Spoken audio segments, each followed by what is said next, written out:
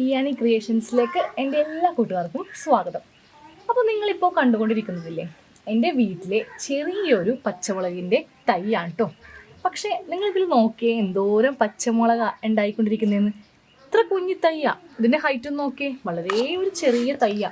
പക്ഷേ ഇതിലുള്ള പച്ചമുളകിൻ്റെ എണ്ണോ. അപ്പോൾ ഇന്ന് ഞാൻ നിങ്ങളുമായിട്ട് എന്താ ഷെയർ ചെയ്യാൻ പോകുന്നതെന്നറിയോ? ഇത്ര ചെറുപ്രായത്തിൽ ഒരു പച്ചമുളക് ചെടിയിൽ ഇത്രയും പച്ചമുളക് എങ്ങനെ ഉണ്ടാകുന്നു അല്ലേ? നമുക്ക് അതിലെന്തെങ്കിലും ഒരു വളം ചെയ്യാണ്ട് ഇങ്ങനെ വെറുതെ ഒന്നും ഉണ്ടായി കിട്ടില്ലല്ലോ. അപ്പോൾ അതാണ് ഞാൻ നിങ്ങളുമായിട്ട് ഷെയർ ചെയ്യാൻ പോകുന്നത്. അപ്പോൾ ഇതുപോലെ കുറേ പച്ചമുളക്, ഇപ്പോൾ പച്ചമുളക് എന്ന് മാത്രമല്ല, നിങ്ങളുടെ വീട്ടിൽ എന്ത് വളർത്തിയാലും, ഇപ്പോൾ വേപ്പിലയോ അതായത് കറിവേപ്പിലയോ പിന്നെ മാവോ അങ്ങനെ എന്ത് മരങ്ങളും അല്ലെങ്കിൽ ചെടികളാവട്ടെ, ഇപ്പോൾ റോസപ്പൂ മുല്ലപ്പൂ എന്നൊക്കെ ചെടി, ചിലപ്പോൾ ചില ആൾക്കാർക്കൊക്കെ ചെടികൾ വളർത്തുന്നതായിരിക്കും ഇഷ്ടം. അപ്പോൾ ഇതുപോലെ ചറപറ എന്ന് പറഞ്ഞിട്ടേ പച്ചമുളക് ഉണ്ടാകാൻ വേണ്ടിയിട്ട് ഞാൻ ചെയ്ത് കൊടുത്ത വളം എന്ന് പറയുന്നത് ഇതാ ഈ മണ്ണാണ്.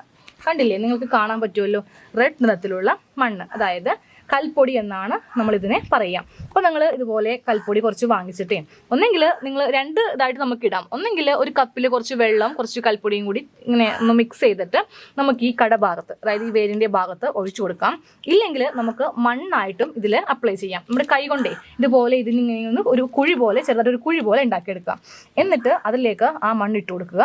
എന്നിട്ട് അതിന് മീതെ നിങ്ങളുടെ സാധാരണ വീട്ടിലെ മണ്ണ് ഇട്ട് കൊടുത്തോ. നല്ല അടിപൊളിയായിട്ട് ഇതുപോലെ ഇഷ്ടം പോലെ പച്ചമുളക് ഉണ്ടാവും. അപ്പോൾ ഞങ്ങളുടെ വീട്ടിൽ ഭൂമി കുറച്ച് താഴ്ന്നതായിരുന്നു. അപ്പോൾ അത് പൊക്കിയെടുക്കുവാൻ വേണ്ടിയിട്ട് ഒരു 2-3 ലോഡ് കൽപ്പൊടി അടിച്ച്, അതായത് കൽപ്പൊടി എന്ന് പറയുമ്പോൾ പല തരത്തിൽ കിട്ടും. നമുക്ക് ഏറ്റവും മുകളിലത്തെ കൽപ്പൊടി, അതായത് മേൽമണ്ണെന്ന് പറയും, നമുക്കതാണ് വേണ്ടത്. ഇതാണ് ഞങ്ങളുടെ വീട്ടിലെ വേപ്പില മരം. കണ്ടില്ലേ, ഹൈറ്റ് കുറവാണ്, പക്ഷെ പന്തലിച്ചിങ്ങനെ വിടർന്ന് നിൽക്കുക. ഇതിൻ്റെ മെയിൻ വളം എന്ന് പറയുന്നത് താഴെ കൊടുത്തിരിക്കുന്ന മണ്ണാണ്, അതായത് കൽപ്പൊടി മണ്ണാണ്. പിന്നെയുള്ളൊരു കാര്യം, നമ്മുടെ പച്ചമുളക് തൈ ഒരുവിധം ഹൈറ്റ് എത്തുമ്പോൾ നമ്മൾ പക്ഷേ ഈ ഭാഗം വരെ ആയിരിക്കണം. അപ്പോൾ നമ്മൾ എന്തിടുന്നത്, ഒരു കത്രിക വെച്ചിട്ട് ഇതുപോലെ ഒന്ന് കട്ട് ചെയ്ത് കൊടുക്കണം. അപ്പോൾ ഇതുപോലെ ശിഖരങ്ങളായിട്ട് 2-3 ശിഖരങ്ങളായിട്ട് ഇതുപോലെ നമ്മൾ പടർന്നു വരും. ഇല്ലെങ്കിൽ എന്ത് പറ്റും, വെറുതെ അങ്ങ് ഹൈറ്റ് വെച്ച് പോകും. ഇതുപോലെ പന്തലിച്ച് നന്നായിട്ട് ഇതുപോലെ പച്ചമുളക് ഉണ്ടാവില്ല. സെയിം ഇതുപോലെ തന്നെയാണ് വേപ്പില മരത്തിൽ നമ്മൾ ചെയ്യേണ്ടത്. അപ്പോൾ എന്ത് പറ്റും, പുതിയ ശിഖരങ്ങളൊക്കെ പൊട്ടി ഒത്തിരി അങ്ങോട്ട് പന്തലിച്ച് ഇഷ്ടം പോലെ ഇലകളും ഇതുപോലെ പച്ചമുളകൊക്കെ നമുക്ക് ഉണ്ടായി കിട്ടും. അപ്പോൾ ഈ സിമ്പിൾ ഒരു വീഡിയോ, വളരെ ചെറിയൊരു വീഡിയോ ആണ്, വളരെ ഉപകാരമുള്ളൊരു വീഡിയോയുമാണ്. അപ്പോൾ നിങ്ങൾ എന്താ ചെയ്യേണ്ടത്, ഇത് മാക്സിമം ഷെയർ ചെയ്യുക. ഒത്തിരി ആൾക്കാരെ ഇതുപോലെ ഇങ്ങനെ നട്ടിട്ട് ഇത് പച്ചമുളകോ ഒന്നും ഉണ്ടാവാതെ ഇങ്ങനെ മുരടിച്ച് നിൽക്കുന്ന ഒരു അവസ്ഥയൊക്കെ ഉണ്ടാവും. അപ്പോൾ നമ്മൾ ഇതുപോലെയൊക്കെ ചെയ്യുക കേട്ടോ. ഇത് ഈ കുഞ്ഞി മരത്തിലെ പച്ചമുളക് നോക്കിയേ, നമ്മൾ കടയിൽ നിന്ന് വാങ്ങിക്കുന്നതും നമ്മുടെ വീട്ടിൽ വളർത്തുന്ന പച്ചമുളകിനും ഒരു പ്രത്യേക ടേസ്റ്റ് വ്യത്യാസം ഉണ്ടാവും. ഒന്നാമത്തെ കാര്യം, ഇതിൽ നമ്മളായിട്ട് വിഷം ഒന്നും അടിക്കാൻ വരില്ല.